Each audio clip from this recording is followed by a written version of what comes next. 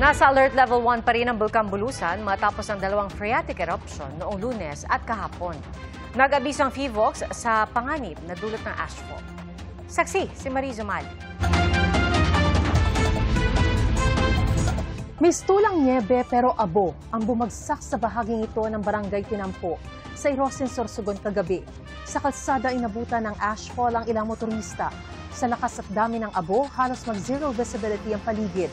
Halos matabunan din ang mga halaman. At nang humupa ang ashfall, ganito kakapal ang naipong abo sa kalsada. Sa motor, ang dami. Agad nagsagawa ng clearing operations sa lokal na pamahalaan. Ang bumagsak na abo ay dulot ng phreatic eruption ng Bulkan Bulusan kagabi na tumagal ng 1 oras at 17 minuto. Ayon sa PHIVOLCS, natakpan ng makapal na ulap ang aktwal na pagputok pero narinig ang ugong nito sa ilang bahagi ng Irosin.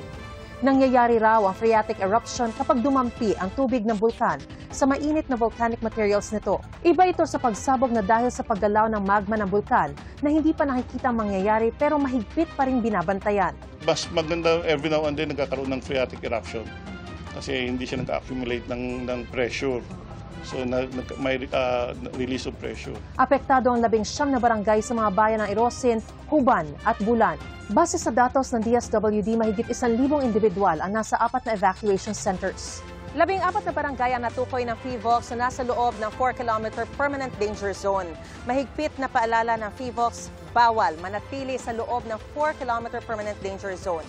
At dapat din daw maging alerto naman ang mga nasa 2-kilometer extended danger zone dahil sa posibilidad ng volcanic hazard gaya ng pyroclastic density current, ballistic projectile, rockfall, avalanche, bukod pa sa ashfall. Sabi pa ng PHIVOLCS, mahalagang matanggal agad ang abong napupunta sa bubong. Pwedeng bumagsak yung bubong kung masyado nang mabigat. Sa mga residents, they just have to remain calm and alert at the same time and be informed. Tiniyak ng Kapitolyo na handa ang mga ospital sa probinsya sa mga mangangailangan ng atensyong medikal. Nag-deploy pa sila ng mga aparatos or equipment for those na may mga respiratory illness. Kaya Delta District Hospital, including the RHU. Dumalaw na po kaagad-agad si Secretary Rex Gatchalian, DSWD Secretary. Sila po ay nagkaroon ng pag-assess at binisita po ang mga evacuation centers. Nandun din po, ready na po ang mga food packs para po sa mga naapektuhan. Nakatakdang mamigay ng N95 masks sa mga apektado ng ashfall ang Health Department. Lalabas ka, magsuot ka ng N95 mask. At ina-advisean din namin yung mga taong may hika, may heart disease, may lung disease na lumayo. Para sa GMA Integrated News, ako si Mariz Umali ang inyong saksi.